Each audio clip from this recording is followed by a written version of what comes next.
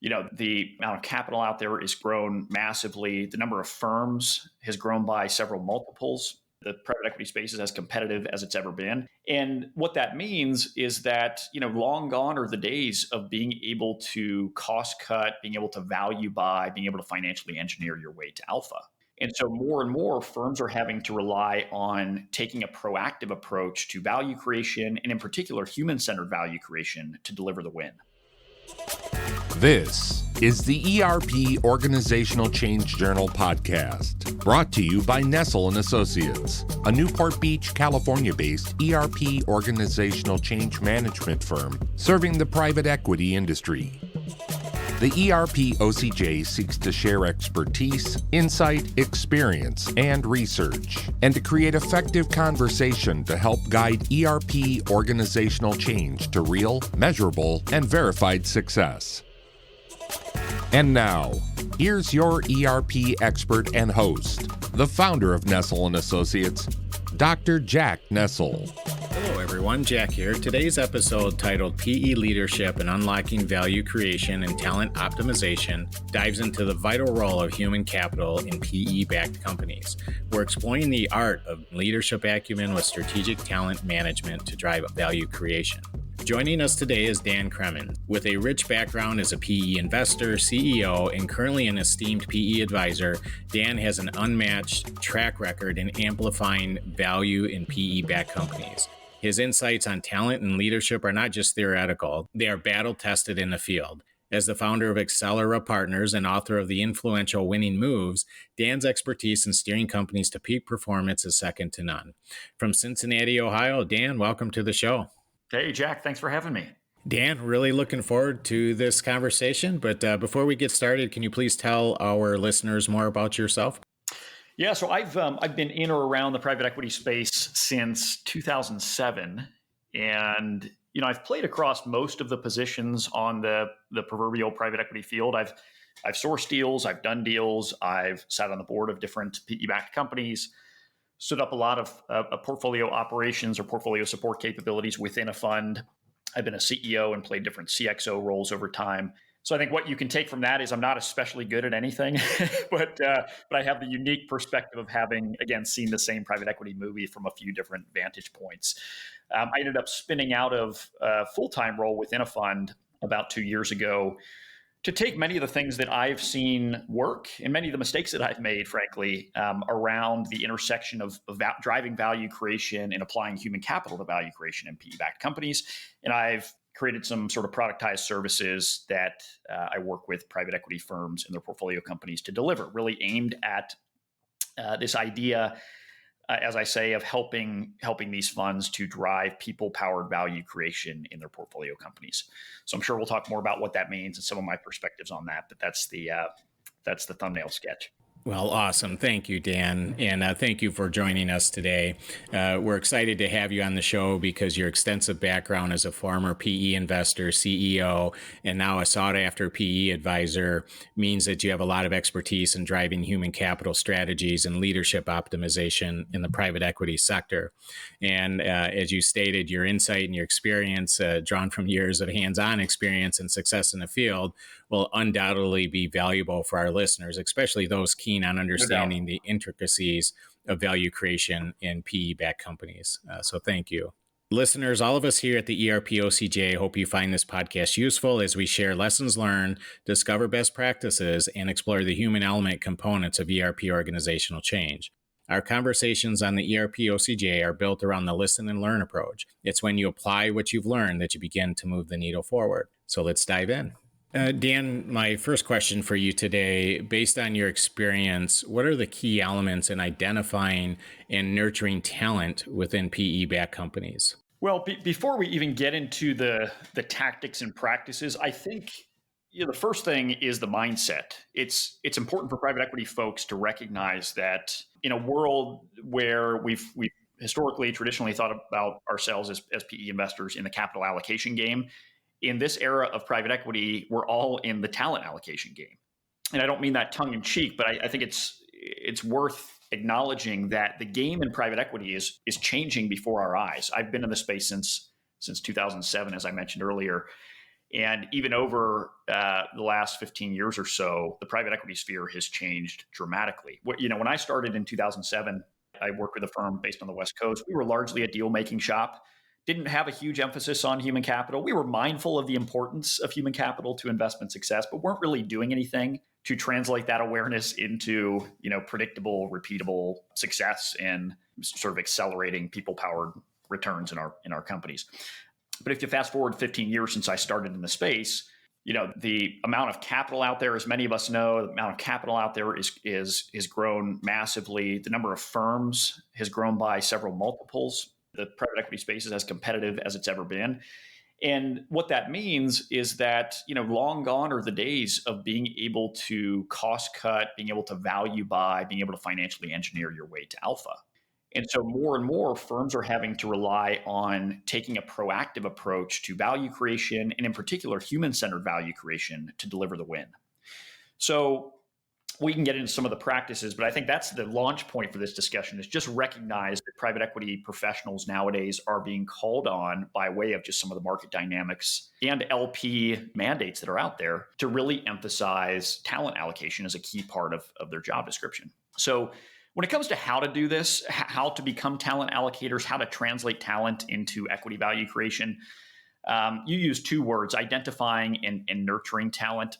I'll share just some quick thoughts on each of those. So when it comes to identifying talent within PE-backed companies, the simple mental model I have for going about this, and let's just sort of scenario play this in the context of a new deal. Private equity firm is pursuing or has just inked a new deal with a portco. The simple mental model that I always engage in my brain when I'm in that position is I got to know what I have today, i.e., what is the leadership team, what is the talent that has come with this company? Question number one. Question number two, I need to know what I need. So I've underwritten the deal to a certain value creation or a certain investment thesis. That investment thesis has certain implications when it comes to what capabilities, what talent, what leadership do we need in the business. So I have to know what I need to make that value creation plan, that thesis happen. And the third question becomes a gap analysis. How do I bridge the gaps? And bridging the gaps isn't just about hiring and firing. It's about developing talent into the new and emerging and evolving needs of the value creation agenda.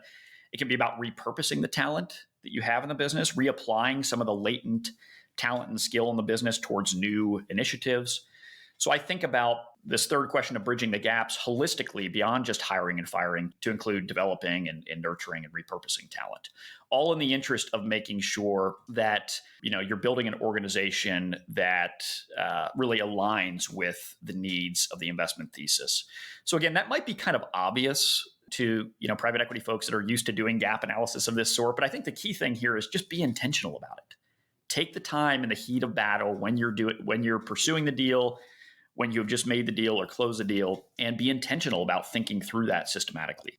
And when it comes to nurturing talent, I think this is the next horizon for private equity firms. Up until this point, most of the conversation, as I mentioned, has been around hiring and firing. How do we bring on new executives? How do we move misfit executives out of the business? But I think nurturing talent is really starting to come to the fore as being the next imperative for private equity groups who are really emphasizing human capital. And there's some very cool examples out there. I think we're still pretty early in this game, but some really cool examples out there of firms becoming more intentional about nurturing and developing talent. And those that are investing in this area are really playing a different game than everyone else. Whereas for a lot of firms, the name of the game when it comes to human capital is how do we go out to market and hire executives into these businesses that align with or map to our investment thesis. These firms that are really focused on developing talent are playing a different game in a sense that they're saying, how do we actually create talent from within such that we have an abundant supply and surplus of leadership talent to fuel our aspirations, our ambitions for this business? You see this with the emergence of CXO development programs in private equity firms. You see this with the emergence of management training programs that both at the fund level and within portfolio companies. And I think this is a really cool and important next horizon for private equity firms to be tackling is how do we really build talent from within? Great insight there. I appreciate that, Dan. Agreed that PE is changing dramatically in terms of perspective on human capital management. And I agree wholeheartedly with that observation.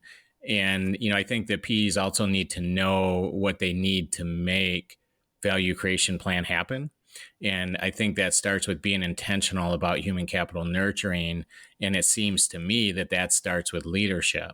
Right. So, how do you approach leadership due diligence in potential acquisitions? Or maybe stated in another way, how do you make sure that you are starting at the right place? I mean, you did mention bringing on new executives if and as needed, but how do you make sure that you have the right butts in the right seats from the onset? Right, right. Well, I'll share my playbook for approaching leadership due diligence, but I'll say first that when it comes to how to figure out if you've got the right butts in the seats or get the right butts in the seats, step one is to do leadership due diligence, period. Do leadership due, so for a lot of firms, some firms are doing an admirable job at being very intentional, thorough, thoughtful in doing human capital due diligence pre-closing. I would say, based on my informal canvas of the market, many firms are not. Some firms are doing no leadership due diligence. Some firms are doing really cursory leadership due diligence. And I'm a walking case study in the cost of not doing leadership due diligence, in a sense that I think back to my early deal making days before I and my firm really became conscious of the importance of doing this work. We were, by failing to do thorough leadership due diligence pre-closing, it just put us in a position where we were much slower out of the gate than we otherwise would have been had we been thoughtful about understanding, really getting to know what are we buying with this leadership team and what changes, if any, does that require us to make early in the hold period. So I think all that said, step one, just do leadership due diligence, do it thoughtfully. And there are people out there, this is not a backdoor sales pitch, but there are people out there like me who do this sort of work, day in and day out. The way that I approach this, in short, is I always start with the thesis. What defines a fit for purpose leadership team in one company or one deal is going to be different than the next deal. So instead of applying sort of a generic lens to what is needed in leadership, always start with the thesis.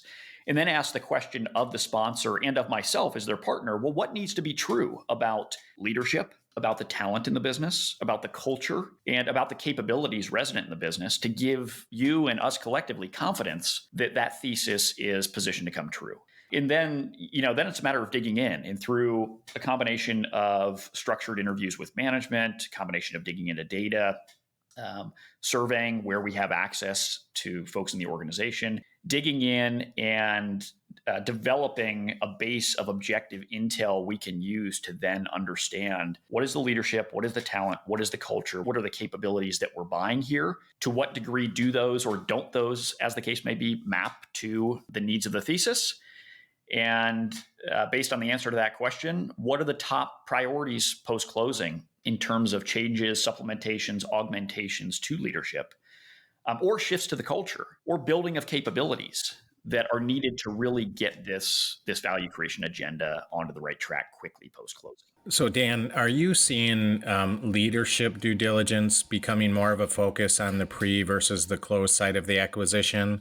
That is, are you seeing where there's an interest in understanding what they're getting into prior to an acquisition? Yeah, anecdotally, I'm seeing that in a big way. I mean, I see that I see that through conversations I'm having in the market. You see that through conversations that are coming up at operating partner forums. I see that just in demand for my own service offering.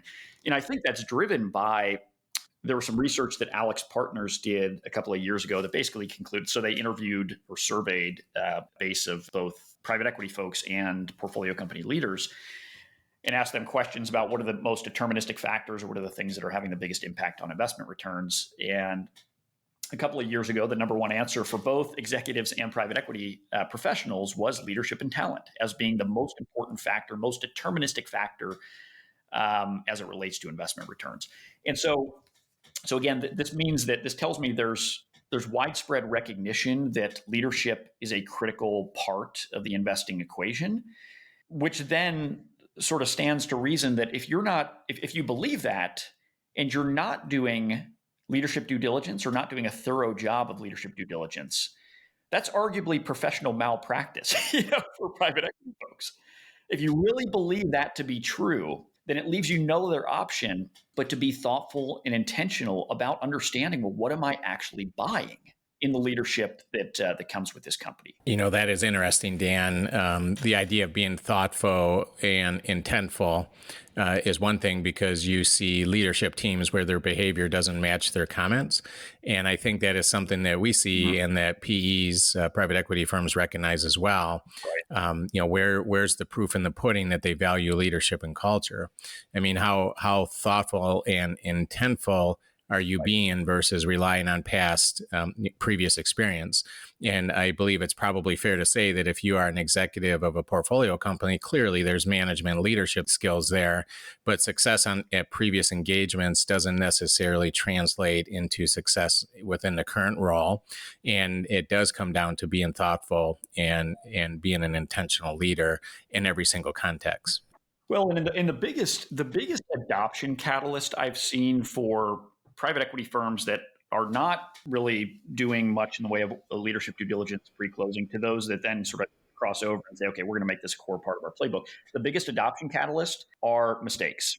And all it takes is, and I say this from personal experience, all it takes is making the mistake and suffering the consequences of being slow to the punch on either learning, what gaps exist in management, or misreading the leadership team or the leadership capabilities or talent that you thought you were buying.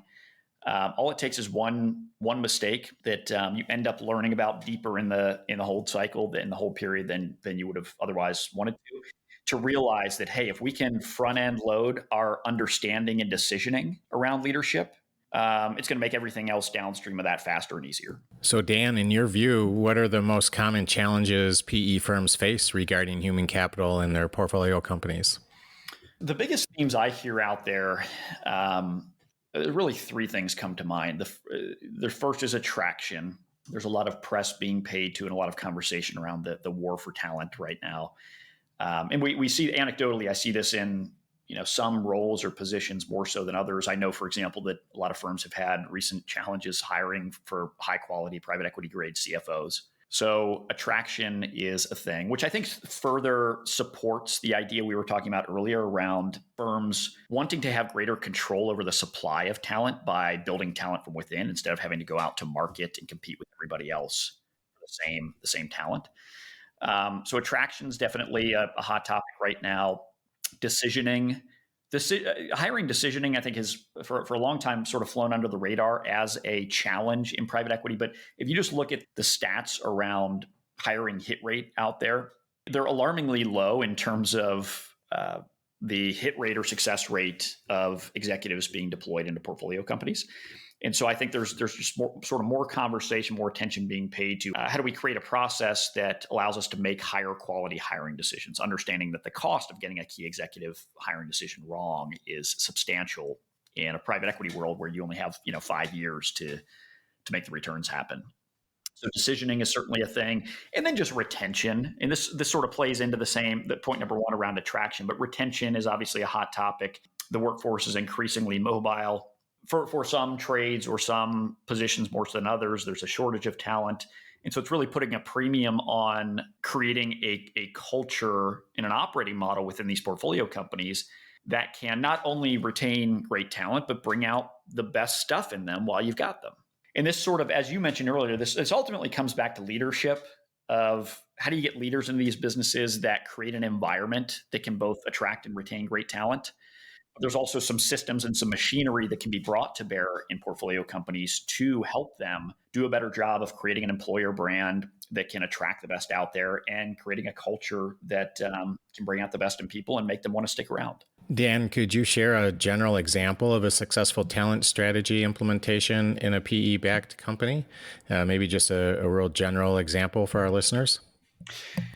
Yeah, one that jumps to mind is this is a company I've worked with in the services space that this company and its leaders, in a really admirable way, they recognize that they are in the people business. In a service-based business, the people are the business. And this leadership team recognizes that. And in light of some of these market dynamics we've talked about, the war for talent, they've said, how do we not be at the same whim and mercy of this constrained talent pool that all of our competitors are, but how do we create great leaders from within?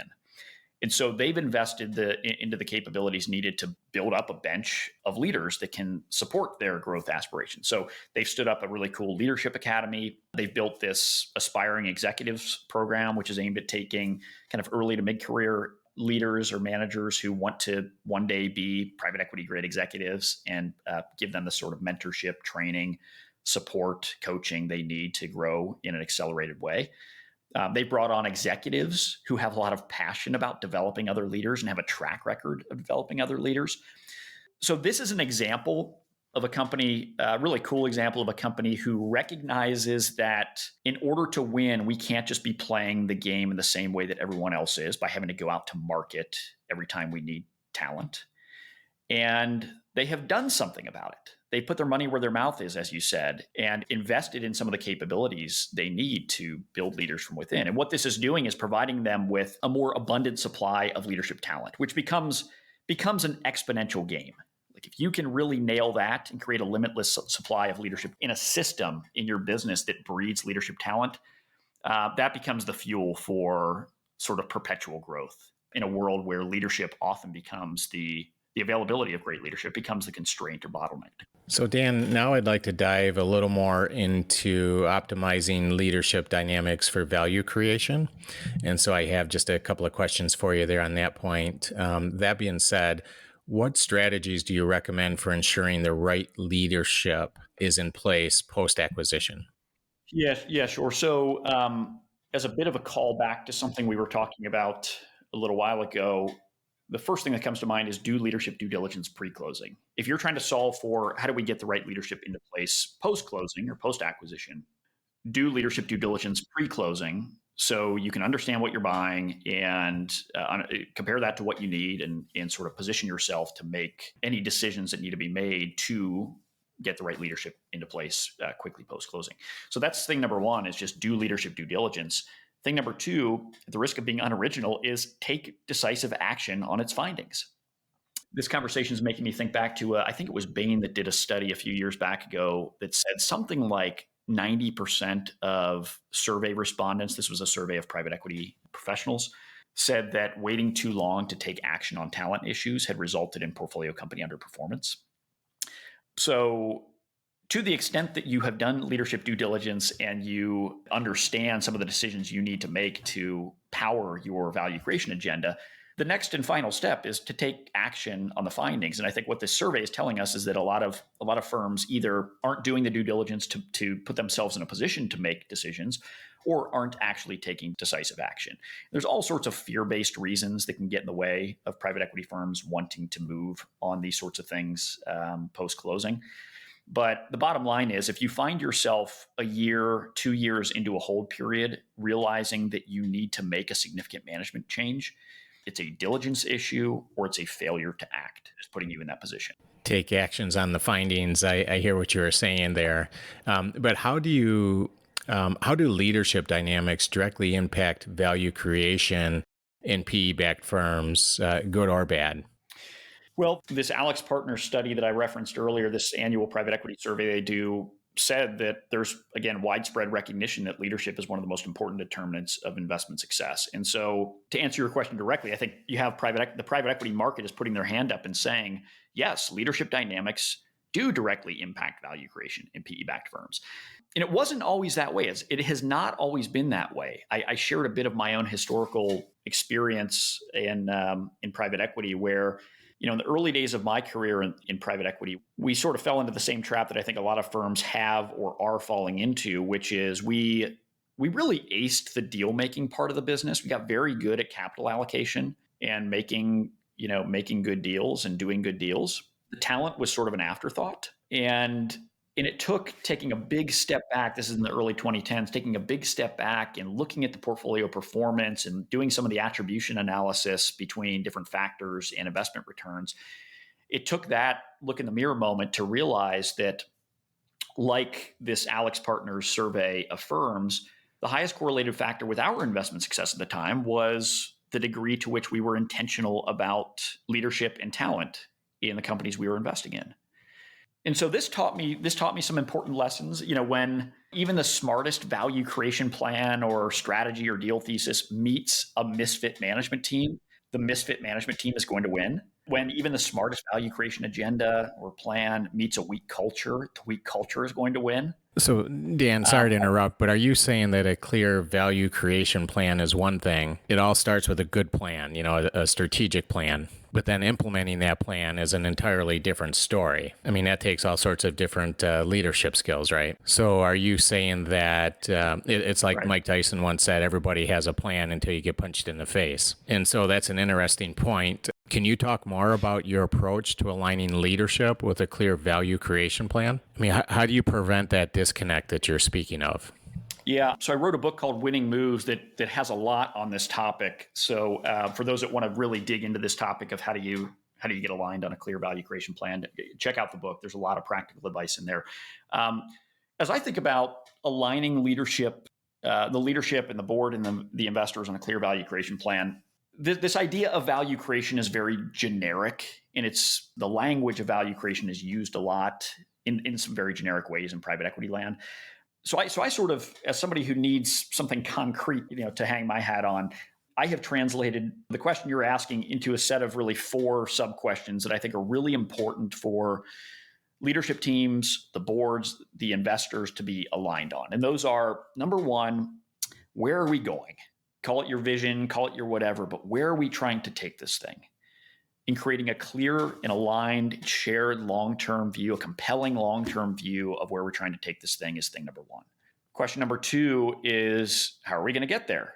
You can call this your strategy, your value creation plan, call it your whatever, but what's the path to getting there? And again, the book Winning Moves talks about the framework and methodology around how to define your value creation plan, but you got to answer that question of how are we going to get there? Question number 3 is, what needs to happen next? Never mind what needs to happen years 4 to 5 of the whole period, but what's the next 10, 15 yards of the journey? And so that becomes about, based on this long-term view, based on the value creation plan or strategy we're trying to actualize, what are the next couple of moves in that direction? And then question number 4 is, who do we need aboard in order to make all of the aforementioned happen? So to cut through a lot of the sort of mystique and misinterpretation around value creation and value creation plan, I would just say simply, to get aligned with your leadership team, answer those 4 questions together. And the word together, I think, is very important because the private equity firm is going to develop a perspective on those questions, whether or not they use the same language I just did. They're going to develop a perspective on the vision, the strategy, the plan, the priorities, the team in due diligence. Management, of course, is coming into the close with a perspective on that too, hopefully. What I believe to be very important is to make sure that the process of aligning, the process of value creation planning is a co-creative exercise between investors and management. What doesn't work is the investors, drawing up a big Gantt chart or a PowerPoint deck of value creation thoughts and handing it to management and saying, here you go. So I'm being a little tongue in cheek here, but I think I made this mistake in my private equity career of assuming I had the master plan and expecting management to sort of fall in line with that. And what I realized is 2 things. Number 1, I'm shortchanging the great perspective that management is going to have on how to build their business. And number 2, that's not a way to create buy-in. Once you align on the agenda, you need them to actualize the agenda. And it's really important that they be bought in to the shared co-created agenda. In order to create that buy-in, what's the old saying? People need to weigh in to buy in. So this is all to say that the call to action here is answer these 4 questions and do so collaboratively and co-creatively with your leadership team such that you're coming to a clear, shared, and aligned point of view shortly after close on the answer to those 4 questions. Well, Dan, let's switch gears slightly to post-close. As you know, in private equity, post-ink drying, the first 100 days is a crucial idea, and accelerating performance in the first 100 days is a critical indicator. What are the key focus areas for a newly acquired company in its first 100 days? Any tactical advice on how to improve key performance indicators and what those would be? Yeah, I've gelled my thinking on this topic or on this question really around what I call the 5 S's, not to be cute or clever, but of course, because every framework like this needs an acronym, right? And so the 5 S's are that define how to win the first 100 days, in one person's humble opinion, are number one, sense of urgency. And this is more of a mindset thing than a tactical or pragmatic thing, more of a mindset thing. Sense of urgency. You have maximum velocity on day one post-closing. Day one is when these businesses are at their most change ready. And in private equity, speed wins. You're on a ticking clock in an IRR-driven asset class, so speed wins. So the mindset here is just to be in a position to move quickly and decisively based on the learnings from diligence and based on the early alignment you've gotten with management, even pre-closing, on the value creation agenda, as we just talked about. So that's the first S. The second S is strong relationships. This is something that I know everybody's sort of nodding in agreement. Yeah, we get it. Relationship with the management team is important. What I see out there is a recognition that that's important, but not a lot of intentionality or defined practices around how do we accelerate the trust building process with management or between management and the sponsor? How do we accelerate the getting to know each other process, which is an important foundational part of building a strong relationship? So I have an approach that I coach leadership teams through in the first 100 days that's all aimed around how do we solidify and develop a strong relationship, which becomes the bedrock of the next three S's, the next of which is developing a shared understanding. Everybody's coming into the close or into the first 100 with a perspective on where is the business today. The private equity firm has developed that in due diligence. Management should have that by way of being involved in the business every day. So it's important that everybody get on the same page about the same objective, fact-based reality of where the business is today. And this is one of those do not pass go items. Don't talk about the value creation agenda. Don't talk about the vision until you have established strong footing around where is the business today. And you're both looking, when I say both, the board and the management team is both looking at the same high fidelity picture of where you are today. So that then brings us to the fourth S, which is same direction. Once you're clear on where you are today, the question is, how do we get aligned behind the same vision, strategy, and plan for the business, which we've already talked about. And then the fifth S, certainly last but not least, is a solid team. The faster you get the right who into the right where, focused on the right what, the right people into the right roles, focused on the right value creation initiatives, the faster value creation is going to happen, plain and simple. So, I don't know that the 5 S's are necessarily the totality of all the things you need to do in the first 100. There's post-closing checklists and there's, getting all the purchase accounting done and the like. But at a higher, more strategic level, I think those 5 S's put you on a pretty good path if you really focus on nailing those in the first 100. So, Dan, let me try to put you on the spot. So your framework is a sense of urgency. As you said, speed wins, strong relationships, develop a shared understanding, same direction, and solid team. So if you get out your tactical toolbox and let's say Dan is on site and you're at the organization, can you give me an example of, let's pick on one of your S's. How about develop a shared understanding? You open up your toolbox, you set it on the table. What are some of the things that you tactically try to make sure that you can use to move the needle forward within the entire organization, and that there is a shared understanding of what your value creation is? So how do you do that? Can you give me some tactical examples? All 5 of these S's come down to having the right conversations with the right people, with the right facilitation at the right time in the first 100. So I'd say that as a meta idea. This isn't about creating work. This is about fostering the right conversations with the right people. And the shared understanding is no different. When I do this, part of the work I do is guiding leadership teams and their board through the first 100 days, almost as the Sherpa of helping them nail these 5 S's. And the work we do around shared understanding is quite literally getting management and the board into the same room, literally, and giving the private equity firm a chance to, at this point, the management team has already aired out their view of the current realities of the business in due diligence through management presentations, through, data requests, et cetera. It's now the private equity firm's opportunity to come in and say, hey, based on our synthesis of all of the stuff we've talked about and learned about the business, here is our view of where the company is today. Present that to management in an objective, data-driven, fact-based way. Then the conversation becomes about where are we seeing the same picture and where are we seeing things differently? And there's not a playbook for reconciling the differences as much as just having the conversation and having somebody like me who can get in there and sort of foster and guide that conversation to a point where you may not agree on every nook and cranny, on every last part of how to interpret the facts and data in the business, but you understand where each other's coming from, and you have an ability or are in a position to reconcile any major discrepancies in terms of the picture that each group is looking at. So Dan, let's flip the coin a bit. You shared a framework and some good tactics, but what are some common mistakes? What common mistakes should PE-backed companies avoid in the initial post-acquisition phase? I can almost reframe that question to what are the mistakes I have made earlier in my private equity days, which I think are a good proxy for some of the mistakes I see out there. One is not taking the time to set clear expectations.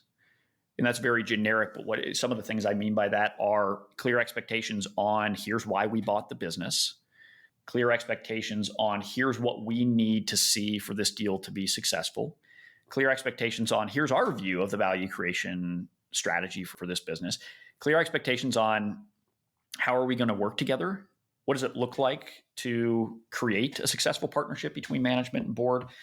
So I think that's a big part of the first 100 is just to set clear expectations in both directions. Here's what I, as the investor or board, expect of management, and conversely, here's what we as management expect of the board. And I think that has to be bilateral. That has to be a two-way conversation. So that's one mistake.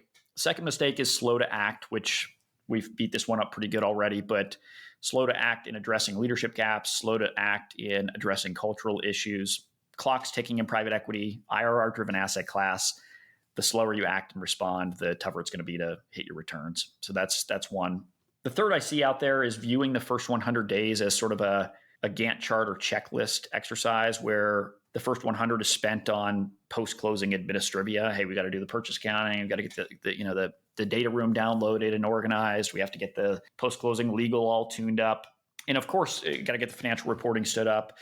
Of course, these are important things boxes that need to get checked in the first 100. But in over-indexing there, you overlook the opportunity you really have in the first 100 to answer some of these more strategic questions. And in doing so, get the business off to a momentum-filled, clear, and aligned start. So I think that's the third one I see out there is just overemphasizing the administrivia. Great. Well, Dan, before I let you go today, I really do appreciate your time in this great conversation, but I want to ask you 3 quick questions on your book. And then, of course, before I let you go, I want to get your golden nugget. So, Dan, as you've mentioned, you are the author of a book titled Winning Moves, 105 Proven Ways to Create Value in Private Equity-Backed Companies. And I know this has been influential in the PE space, but what was your inspiration behind it? There were 2 driving factors for me. One is sort of market related, and one was a bit more personal. At a personal level, I wanted to write something that the guiding principle for me when I sat down to write this book was I want to write something that I would have wanted to have when I was early in my private equity career or when I stepped foot into my first operating tour of duty. So I thought about all the things that I now know or have the ability to learn by tapping into my network and compare those to what I knew at the time and said, how can I help to close some of that gap and accelerate other people who are in that position, accelerate their success. So that was at a personal level, one of the things that motivated it. At a market level, this brings us back to some of the early commentary or discussion around the market, but private equity is competitive nowadays. Gone are the days of being able to cost cut, value buy, financially engineer your way to alpha. We're living in the thesis I'm advancing in the book is we're living in the value creation era of private equity, where we're taking a thoughtful, intentional approach to value creation is coming to the fore as really being an imperative to achieving success in private equity nowadays. So that's sort of the market backdrop that's driving some of the need for this. And because private equity is still comprised of folks who over-index on finance, but maybe under-index on operating, I wanted to help sort of plug some of that gap by sharing some points of view on how can you attack value creation in your portfolio companies and what are some of the winning moves, the practices, the the tools that you can use to actualize value creation in these companies. So that's really what the book was about and what drove me to write it. Fantastic. Can you share with our listeners a couple of key insights from your book that are critical for PE-backed companies that maybe we haven't discussed so far? First big insight is just being aware of some of the market backdrop there, that there's never been a more important time to be taking an intentional, proactive approach to driving value creation. So that's one of the big things I try to drive home early in the book. The second big insight I try to offer is taking this vague generic idea of value creation and breaking it down into its component parts, such that investors and executives alike can attack value creation more surgically. So a big part of the book is about what's sort of the framework for creating equity value in these companies. How do you break that apart? How do you pin to each of those component parts an arsenal of proven, actionable winning moves that investors can make to drive each one of these drivers? So that's a big part of the book. And then sort of the mic drop moment in this book comes about 2/3 of the way in, where first 2/3 of the book is about the two things I just talked about. And then, the mic drop moment is basically, I don't say it like this in the book, but is basically, hey, Mr. or Mrs. Reader, congratulations, you've made it this far into the book. You now have in your hip pocket, a framework for value creation, an arsenal of 105 winning moves you can use to make value creation happen. And by the way, none of that matters a lick. None of that matters at all unless you have two things in place. Number one is a fit for purpose team that has the skills and abilities to actualize that value creation agenda. And number two, a culture that is aligned with and supportive of your value creation agenda. So this is the spike the ball moment. The logical conclusion of the whole book is, create a value creation plan. Yes, use some of the proven actionable practices for doing so. Yes, use the winning moves that we've mined from all sorts of experts, operators, private equity folks, and provided in the book. But don't forget that unless you have the right fit for purpose team and the right culture in place, you're setting yourself up for failure out of the gate. Okay, Dan. My next question is a bit rhetorical, but what feedback have you received from the PE community about the impact of your book? And I already know the answer. I know it's quite favorable, but what does Dan say about that? The coolest feedback I've gotten is there's two things I've heard, two themes I've heard that have just been very gratifying and validating. Number one is, in the way that I described earlier, I've heard people say, I wish I had this book 10 years ago. When I say people, I hear this a lot from operators, mid-career operators within PE-backed companies. So that's one thing. The second thing I have heard quite a bit is, I keep this book on my desk and refer to it often. And that's really what I was after with this book, is that the world does not need another book on business strategy or theory. What I was trying to do is put something into the world that feels a bit more field guide-like. That the use case, when I sat down to write this, the use case I imagined in my brain is, I would want something, whatever this book looks like and feels like at the end of it, I want something that before I go into a board meeting, before I go into a discussion with my portfolio company on a topic like margin expansion or like, how do we drive customer acquisition in this business, I'd want this book to be something that I could sort of reference, keep on my desk and reference to get my brain back into gear on those topics and remind me of the arsenal of the myriad of ways that we can make these things happen in PE-backed companies. Those two themes that I've heard have just been, music to an author's ears. Well, that's awesome, Dan. Good for you. Very happy for you in the book. Get the book, listeners. Good leadership starts with an intention in being a deliberate leader. And Dan offers up great practical insight. Okay, Dan. So as we wrap up this incredibly insightful conversation, I'd like to ask you for your golden nugget. Given all that we've discussed today, could you briefly summarize the key takeaways our listeners should remember? And based on these insights, what is the single most valuable piece of advice that you would offer our listeners as they navigate their own journeys in PE leadership and unlocking value creation and talent optimization? I think the theme of this whole conversation that has underpin much of what we've talked about is the idea that, let's not forget, fundamentally, people power performance in these companies. And so invest in the things, the capabilities, the know-how, the programs, invest in the things needed to translate people's talents into business performance. We've talked about many of those things today, but I think that's the golden nugget is let's just, in a world that is long on deal making and historically has been short on an emphasis on human capital, let's not forget that fundamentally people power performance in these companies. As promised, that wraps up another insightful episode. Today, we've explored the critical role of human capital in private equity, diving into the nuances of effective leadership, talent management, and strategies for value creation with Dan Cremons. From assessing leadership pre-acquisition to optimizing team performance post-acquisition, and the importance of a strong start in the first 100 days. Dan has shared invaluable insights that are sure to help you move the needle forward in your own ventures. Remember, applying these strategies can be a game changer in driving success and maximizing returns in your PE-backed companies. Thank you so much for your time today, Dan. I appreciate it. I really appreciate your work and your book. But before we go, can you please tell our listeners how they can get in touch with you? Link up with me on LinkedIn. I try to post regularly on topics that are relevant to this conversation. So link up with me there, and always interested in sharing what I know and, as importantly, learning from other perspectives on these topics. Awesome. Well, thank you again, Dan. We really appreciate it. Be well, and we'll talk soon. Jack, thanks so much for having me, man. Really appreciate it. You bet. You're welcome. Thank you for joining us for today's episode of the ERP OCJ podcast. This podcast is intended as a forum to study, share, and discuss ERP organizational change successes and challenges.